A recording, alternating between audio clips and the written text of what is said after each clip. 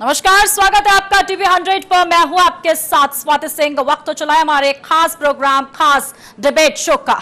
उत्तर प्रदेश समेत देश के कई राज्यों में रसोई गैस की किल्लत देखने को मिल रही है। उत्तर प्रदेश की बात करें तो मुख्यमंत्री योगी आदित्यनाथ ने तेल कंपनियों के अधिकारियों के साथ उच्च स्तरीय बैठक की और साफ कहा कि प्रदेश में डीजल और पेट्रोल की कोई कमी नहीं है, इसलिए एलपीजी की कमी की अफवाह पर ध्यान ना दें। उन्होंने लोगों से अपील की है कि किसी भी तरह की अफवाहों से बचें। सिर्फ इतना ही नहीं, मुख्यमंत्री ने एलपीजी की कालाबाजारी और जमाखोरी पर भी सख्त रुख अपनाया है। उन्होंने अधिकारियों को निर्देश दिए हैं कि कहीं भी कभी भी घबराहट का माहौल ना बनने दिया जाए और रसोई गैस की समय पर सप्लाई सुनिश्चित की जाए। लेकिन विपक्ष भी खामोश नहीं है। अखिलेश यादव ने सवाल उठाया है कि अगर सच में कोई कमी नहीं है तो फिर लोग सिलेंडर के लिए लाइन में क्यों खड़े हैं और खाली सिलेंडर की तस्वीरें सोशल मीडिया पर क्यों वायरल हो रही हैं। वहीं यूपी, बंगाल, गोवा, मणिपुर, पंजाब, यहां चुनाव की घड़ी करीब है और इसी बीच पूरे देश में एलपीजी की कमी और अफवाहों की खबरें तेजी से फैल रही हैं। यही साफ दिख रहा है कि जनता परेशान है, सप्लाई बाधित है और अफवाहें भी तेजी से फैल रही हैं। इस एलपीजी संकट और अफवाहों का असर यूपी के चुनावों पर सीधा पड़ सकता है। रसोई गैस आम आदमी की रोजमर्रा की जरूरत है और अगर जनता को लगता है कि सरकार सप्लाई में फेल हो रही है तो इसका भारी राजनीतिक नुकसान भाजपा को हो सकता है, खासकर छोटे शहरों और ग्रामीण इलाकों में जहां लोग लंबी लाइनों और सिलेंडरों की कमी देख रहे हैं। वहां सरकार की विश्वसनीयता पर सवाल उठेंगे। विपक्ष इसे चुनावी मुद्दे के तौर पर इस्तेमाल कर सकता है और जनता की नाराजगी सीधे वोटों में दिखाई दे सकती है। हालांकि योगी सरकार ने अफवाहों पर काबू पाने और कालाबाजारी रोकने के लिए सख्त कदम उठाए हैं, लेकिन वास्तविकता और सोशल मीडिया में वायरल तस्वीरें इसे चुनौती दे सकती हैं। कुल मिलाकर अगर स्थिति बिगड़ी तो ये भाजपा के लिए चुनावी झटका बन सकती है, खासकर उन जिलों में जहां पेट्रोल, डीजल और एलपीजी की सप्लाई को लेकर पहले से ही चिंता है। एक तरफ सरकार कह रही है कि ऑल इज वेल, सब ठीक है, लेकिन जो गैस एजेंसियों के बाहर लंबे लंबे कतारें देखने को मिल रही हैं वो कुछ और ही बयां कर रही हैं। सवाल यह है कि क्या यह सिर्फ अफवाह है या चुनाव से पहले जनता में घबराहट और राजनीतिक हलचल पैदा करने की कोई रणनीति है। ऐसे में इस पूरे मुद्दे पर बहस होगी और यह जानने की कोशिश की जाएगी कि जो सरकार बोल रही है और जो जमीन पर हमें नजर आ रहा है उनका तालमेल कुछ है भी या नहीं।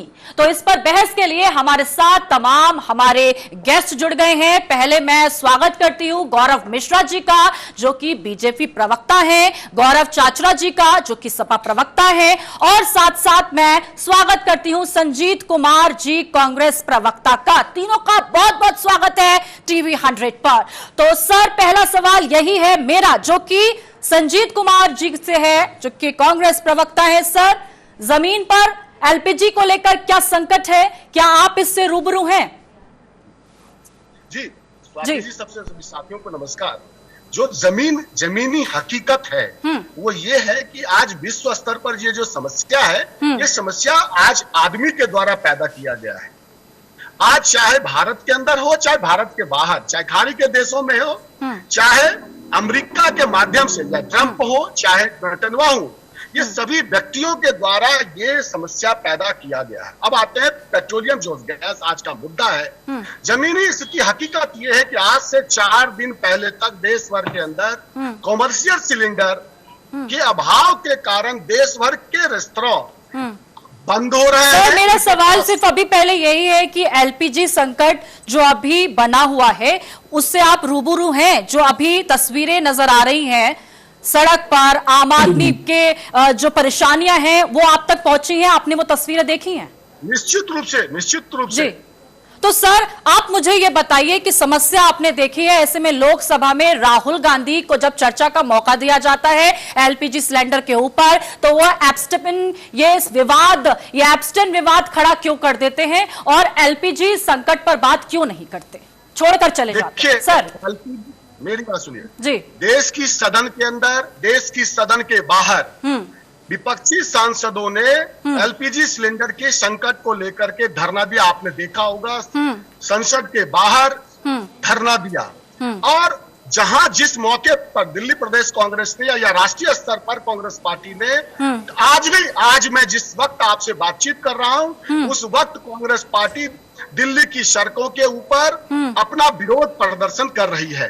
हम एक विपक्षी दल होने के नाते अपनी बात को सर ये बताइए, सर सीधा सवाल है, एलपीजी ज्यादा इंपॉर्टेंट है या एब्सटेन विवाद? सर दो में से एक पहले बताइए, एलपीजी ज्यादा इंपॉर्टेंट है या एब्सटेन विवाद? सर ये दोनों मैं समझता हूं ये दोनों महत्वपूर्ण है। आप पूछेंगे दोनों क्यों महत्वपूर्ण है?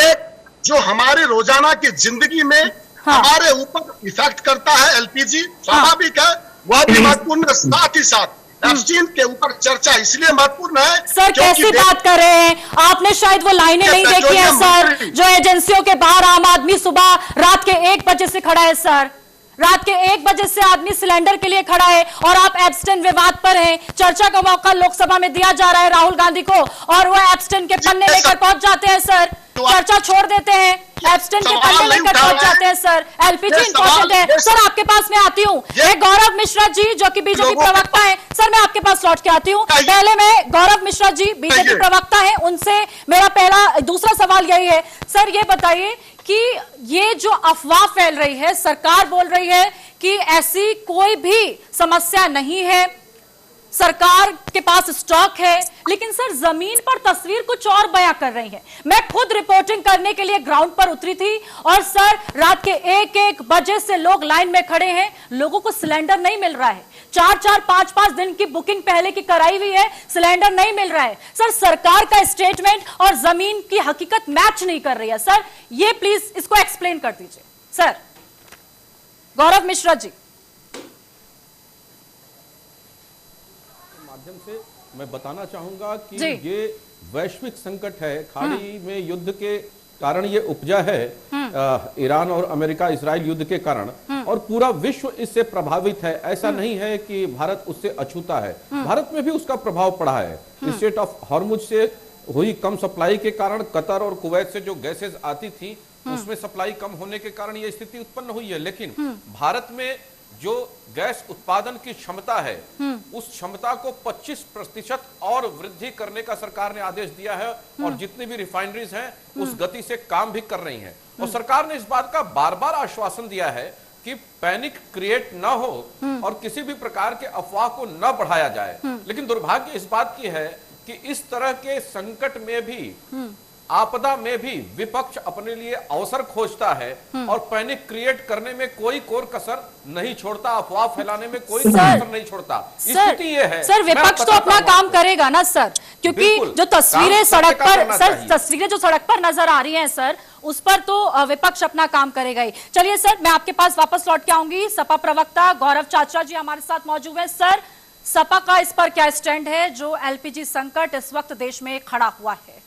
सर देखिए, जो देश में इस समय एलपीजी गैस की हालत हो गई है, लापता गैस के नाम से लोग बोल रहे हैं इसको, जो लोगों को एलपीजी जैसी बेसिक जो चीजें हैं वो नहीं मिल पा रही है। इससे पता लग रहा है भारतीय जनता पार्टी कहनी और कतनी में कितना फर्क है। मुख्यमंत्री जी को शर्म आनी चाहिए, इंस्टेड ऑफ आगे आके बोलना कि हाँ वहां पे हमने मौजूदा इंतजाम नहीं किए, युद्ध की स्थिति थी, बट बैकअप प्लान क्या था आप लोगों के पास? आज उत्तर प्रदेश की देवतुल जनता क्यों सड़कों पे आ गई है? लोगों ने पलायन करना शुरू कर दिया शहरों से। प्रवासी मजदूर जो शहर में 5 किलो का सिलेंडर भरवा के अपना खाना बनाते थे, उनको सिलेंडर नहीं मिल रहा, होटल बंद हो चुके हैं। कई लोग अपने गांव वापस चले गए कि लकड़ियों पे खाना खा लेंगे। ये स्थिति उत्पन्न हो गई है। उसके बाद भी भारतीय जनता पार्टी के लोग और भारतीय जनता पार्टी के ये हमारे प्रवक्ता जी आगे टीवी पे आके ऐसा गुणगान गा रहे कि विपक्ष को चिंता है। अरे विपक्ष को चिंता क्यों ना होते जनता की? जनता को मरने थोड़ा ना देंगे हम, त्रस्त थोड़ा ना होने देंगे। आपके पास बैकअप प्लान नहीं है, आप क्या कर रहे हैं? और जहां पे सिलेंडर अगर बचे हुए हैं वहां पे तस्करी हो रही है। 500 का सिलेंडर 3500 में बिक रहा है। सिर्फ मीटिंग लेने से कुछ नहीं होगा, आगे आना पड़ेगा। भारतीय जनता पार्टी के इसका जवाब आपको बीजेपी प्रवक्ता देंगे। गौरव मिश्रा जी प्लीज ये जवाब दीजिए कि क्या? हाँ जी प्लीज जवाब दीजिए। अभी देखिए, उत्तर प्रदेश में एक के घर से 380 सिलेंडर बरामद हुए, एटा में बरामद हुए, और जिनके यहाँ से बरामद हुआ है जरा उसका इतिहास खंगालने पता चल जाएगा। तो ये अपने लोगों से उनको प्रोत्साहित करना। सरकार तो काम कर रही है, गुंडा एक्ट लगा दिया, उनको बोलने दीजिए। रामपुर में गुंडा एक्ट लगा दिया, उसकी कायदे से सेवा भी हो रही है।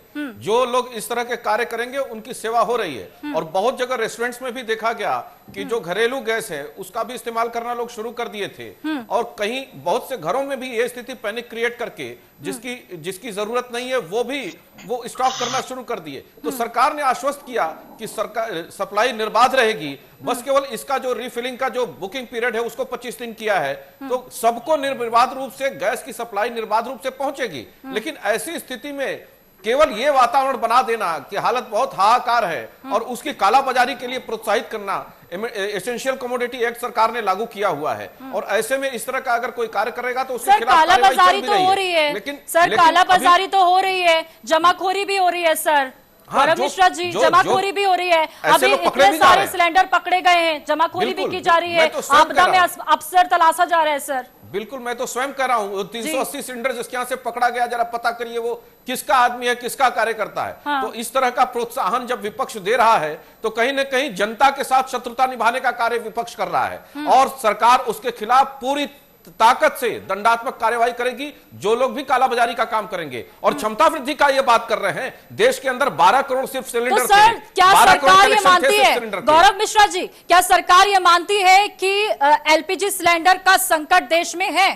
क्योंकि जो जमीन की तस्वीरें हैं वो हम लगातार अपने टीवी 100 के माध्यम से दिखा रहे हैं दर्शकों को, और वो तस्वीरें ये बयां कर रही हैं कि संकट बहुत बड़ा है। सर क्या सरकार ये मानती है? मेरा सवाल आपसे यही। आम जनता धैर्यपूर्वक सरकार के निर्देशों के अनुसार चले, किसी भी प्रकार का कोई संकट नहीं है। हाँ, सप्लाई कम जरूर हुई है, लेकिन उसके वैकल्पिक स्रोत सरकार ने खड़े कर लिए हैं, और सब तक, हर घर तक सिलेंडर पहुंचेगा।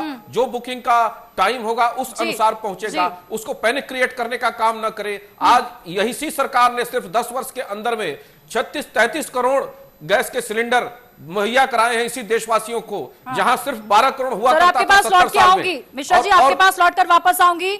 संजीत कुमार जी प्लीज इसका जवाब दीजिए। ये जो सवाल और इसका जवाब इन्होंने दिया है मिश्रा जी ने, क्या कहना चाहेंगे इस पर आप? अब आपको मौका भी मिला है, मंच भी मिला है, अब छोड़ने का और भागने का मतलब ही नहीं है। टीवी के माध्यम से अब अपनी पार्टी का आप पक्ष रख दीजिए कि विपक्ष जो है इस पर क्या कहना चाहता है।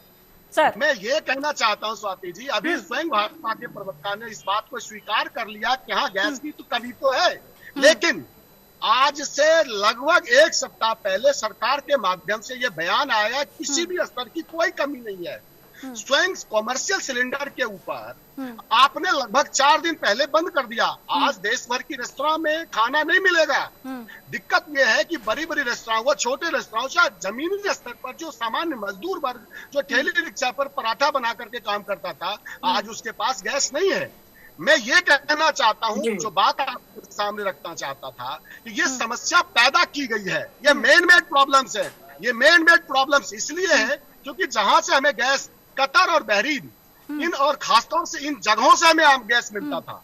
आज स्थिति यह है कि ईरान के साथ हमने अपने बातचीत के रास्ते इतने स्तर से बंद कर लिए हैं कि आज हमारे जो गैस के टैंकर्स हैं हरमुज स्टेट से, वो निकल नहीं पा रहे हैं। हमने ईरान से बात की, हमारे विदेश मंत्री ने ईरान से बात किया, लेकिन सच्चाई है कि कोई सेटिस्फैक्टरी आंसर नहीं मिल पाया है, नहीं मिल पाया है। इसलिए सर, ये जानकारी आपके पास कहां से आई? सर, ये जो सोल्यूशन नहीं मिल पाया है, आप ये बोल रहे हैं जवाब नहीं मिल पाया, ये जानकारी आपके पास आई कहां से? सर, अंदरूनी जानकारियां होती हैं, ये विपक्ष के पास तक कैसे आई है? सर, ये बता दीजिए। जी जी जी जी जी जी जी स्वाति जी, स्वयं विदेश मंत्रालय के प्रवक्ता का स्टेटमेंट आप सुन लीजिए। उनके बयान में जिसको मैंने पढ़ा है, जिसको मैंने देखा है, कृपया आप भी देख सकती हैं। साफ साफ उन्होंने कहा कि हमें सेटिस्फैक्टरी रिप्लाई नहीं मिला है ईरान से, सेटिस्फैक्टरी रिप्लाई नहीं मिला है, जिस वजह से हम कुछ भी कहने की स्थिति में नहीं है।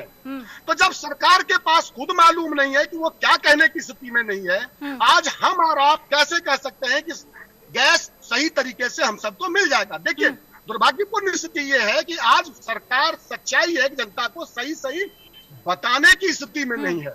आप कृपया करके जनता को सही बात तो बताएं। आप झूठ क्यों बोल रहे हैं कि साहब हमारे पास इंटरप्शन नहीं है? इंटरप्शन है। आप इजराइल में 2 दिन पहले गए, 2 दिन बाद आप युद्ध हो चुका है। आप देश की डिप्लोमेसी के जो जी सर, आपके पास लौट के आऊंगी। जी, सपा प्रवक्ता हमारे पास गौरव चाचा जी हैं। सर, क्या कहना चाहेंगे? इस संकट में क्या सरकार के पास बैकअप प्लान है? हाँ। अगर किसी के पास सिलेंडर नहीं है, घर में खाने को नहीं है, हाँ। चूल्हा चल नहीं पा रहा है, क्या कोई हेल्पलाइन नंबर है जिसकी इमीडिएट मदद हो सके? हाँ। आप कह रहे हो लोग झूठ बोल रहे हैं, लाइन ऐसे ही है, लोग 2-2 सिलेंडर ले रहे, 3-3 सिलेंडर ले रहे। अरे जो जेन्युइन लोग हैं उनका क्या करोगे आप? उनको क्या मरने दोगे? या चूल्हा फिर से वो जलाए? गाँव में तो चलो चूल्हा भी जला लेंगे, शहर में क्या करेगा बंदा? आने वाले समय में हो सकता है आईजीएल पे भी ये इफेक्ट पड़े। आपके पास क्या बैकअप प्लान है, क्या आपके इमरजेंसी नंबर्स हैं जो आप मदद कर सको जनता की? उज्ज्वला योजना का क्या हुआ आपका? बड़ा ढिंढोरा पीटते थे आप। उज्ज्वला तो छोड़ो, आप महंगे रेट पे भी सिलेंडर नहीं अप्लाई कर पा रहे हो। कहीं ना कहीं सरकार की विफलता दर्शाती है। सरकार को आज ही अपने जो टीम है उनसे सलाह मशुरा करके, टीम 11 से सलाह मशुरा करके जो भी बेसिक स्टेप्स है उसको ले, ताकि ये जितने भी अपना गैस का संकट है सर, ये तो आपका स्टैंड हो गया और ये आपने जवाब दे दिया। सर, मेरा आपसे ये सवाल है, ये सिलेंडर की दिक्कत चल रही है तो ये विपक्ष सरेंडर कहां से लेकर आ रहा है? ये जो स्टेटमेंट वायरल हो रहा है, सरेंडर सरेंडर, ये सरेंडर कहां से आ गया सर? ट्रंप के आगे कौन सरेंडर होता है? किसने सरेंडर करा है? देश का प्रधानमंत्री जी, देश का प्रधानमंत्री। हाँ। जो वार रुका था, हाँ। वो किसके कहने पे रुका था? मोदी जी ने क्या कहा? ट्रंप ने क्या कहा कि मेरे कहने पे मोदी जी ने जो वो अपना पहलगाम हमले के बाद हमने जो वार किए थे, युद्ध हो रहा था, उसके कहने पे रुके, तब सरेंडर हुए। उसके अलावा अब मोदी जी ने परमिशन लिए तेल लेने के लिए, उसके अपना अमेरिका कौन होता है? ये कहीं ना कहीं एप्स्टीन फाइल जो आप बात कर रहे थे ना अभी कांग्रेस के प्रवक्ता से, कहीं ना कहीं भारतीय जनता पार्टी के लोग दबाव में है। उसका जो भुगतान है, वो भारतीय जनता पार्टी का जो भुगतान है, वो देश की, उत्तर प्रदेश की देवतुल्य जनता क्यों भुगते हैं? क्या गलती है उत्तर प्रदेश की देवतुल्य जनता की? ये बातें स्पष्ट हो चुकी है कि एप्स्टीन फाइल ने मोदी जी को दबाव में ला दिया है। दबाव में इसलिए अदानी फंसा हुआ है वहां पर। सर, संजीत जी, मैं आपसे पहले भी बोल चुकी हूँ कि मुझे ये बता दीजिए कि इस वक्त एप्स्टीन विवाद ज्यादा इंपॉर्टेंट है या एलपीजी संकट ज्यादा इंपॉर्टेंट है? सर, दोनों। मध्यम वर्ग के लिए और गरीबों के लिए, आम जनता के लिए क्या इंपॉर्टेंट है? सर, प्लीज बता दीजिए। आप अभी जाइए और किसी भी आम आदमी से पूछिए कि वो एप्स्टीन विवाद के बारे में जानता है। सर, इस पर बीजेपी प्रवक्ता का क्या कहना है? गौरव मिश्रा जी, प्लीज बताइए, आपका क्या कहना है इस पूरे विवाद पर? स्वाति जी, सरेंडर उसको कहते हैं कि 26/11 हुआ था मुंबई में, आतंकवादी घटना हुई थी, 200 लोग मारे गए और उसके बाद हमारे देश के प्रधानमंत्री मेरे शो में कोई इंटरप्ट नहीं करेगा सर, पाकिस्तान को ग्रांट दे रहे थे, पैसा दे रहे थे, इसको सरेंडर बोलते हैं। इसको सरेंडर नहीं बोलते हैं कि पहलगाम हुआ तो उसके बाद 25 मिनट में चिथड़े उड़ा दिए पाकिस्तान के। परमिशन लेने नहीं गया था भारत, और परमिशन लेकर के रूस से तेल नहीं खरीद रहा था। यूक्रेन के साथ युद्ध शुरू हुआ और पूरे यूरोप का, अमेरिका का दबाव था, बावजूद उसके भारत लगातार परचेज करता रहा और फरवरी महीने में प्रतिदिन 1 मिलियन बैरल रूस से खरीदा है और आज भी खरीद रहा है। किसी के परमिशन की आवश्यकता नहीं है। इनके आका सोरोस बैठे होंगे विदेश में, उससे परमिशन लेकर के ये कहीं जाते होंगे, खाते पीते होंगे और भी कुछ करते होंगे। लेकिन ये मोदी जी की सरकार है और डंके के चोट पे पूरा विश्व भारत की बात को मानता है और सब क्षेत्र में एनर्जी सुरक्षा, ऊर्जा सुरक्षा के क्षेत्र में भारत ने अभूतपूर्व प्रगति की है। जी संजीत जी बोलिए, कुछ कहना चाह रहे थे आप? संजीत जी बोलिए। उपस्थित है, वो देख सकते हैं। गौरव मिश्रा जी भारतीय जनता पार्टी के अच्छे प्रवक्ता हैं, बहुत अच्छे तरीके से जानते हैं आप कि किस प्रकार से कंधार कांड के अंदर आपने देश के सबसे बड़े आतंकवादी मसूद अजहर को काबुल छोड़ के आए। ये है सरेंडर। आपकी नीति, आपका सिद्धांत, आरएसएस की आइडियोलॉजी सरेंडर की आइडियोलॉजी हो। जब जब इस देश को आवश्यकता होती है तो आप जैसे लोग जो तथाकथित राष्ट्रवादी हैं, जब देश को आवश्यकता होती सरेंडर करके आते हैं। आप वेनेजुएला से तेल लेने के मजबूर हुए, ये है सरेंडर। आपने रूस से तेल लिया करते थे, आपको ट्रंप ने कहा आपको लेने नहीं देंगे, आपने रोका, ये है सरेंडर। और 30 दिनों की कटौती और परमिट के लेकर के आप जाकर के फिर से रूस से 30 दिन तक के लिए मात्रा गौरव चाचा जी, आप क्या दिखाना चाह रहे हैं? सर, वाला भारतीय जनता पार्टी नरेंद्र मोदी गौरव चाचा जी, आप क्या दिखाना चाह रहे हैं? कुछ खबरों के स्टेटमेंट्स आप दिखाना चाह रहे हैं, कुछ कहना चाह रहे हैं, या ये गलती से खोल दिए हैं आपने? कोयले के रेट 20% चढ़े, लकड़ी के दामों में भी आग, रेस्टोरेंट में ठेले पर हो रहे घरेलू गैस पर खपत, 2300 में मिल रहा कमर्शियल सिलेंडर, सिलेंडर की आपूर्ति अब तो 25% की कटौती। ये क्या है? भारतीय जनता पार्टी विफलता नहीं है तो क्या है? नहीं मिल रहे गैस सिलेंडर, लकड़ी पर पकेगा भोजन। अयोध्या अगर 48 घंटे तक और यही हाल रहा तो 50% से ज्यादा होटल बंद हो जाएंगे। भारतीय जनता पार्टी की विफलता है। भारतीय जनता पार्टी ने जो झूठे वादे जनता से किए थे वो सामने नजर आ रहे हैं। अभी भी मौका है इसको सुधारने। एक कमेंट ले लीजिएगा स्वाति जी, 10 सेकंड मुझे दीजिएगा। जी गौरव मिश्रा जी 10 सेकंड आपको दिए, बता दीजिए, इनका जवाब दीजिए। क्या इन्होंने अभी दिखाया है, प्रूफ दिखाया है, ऑन कैमरा दिखाया है? सर बताइए।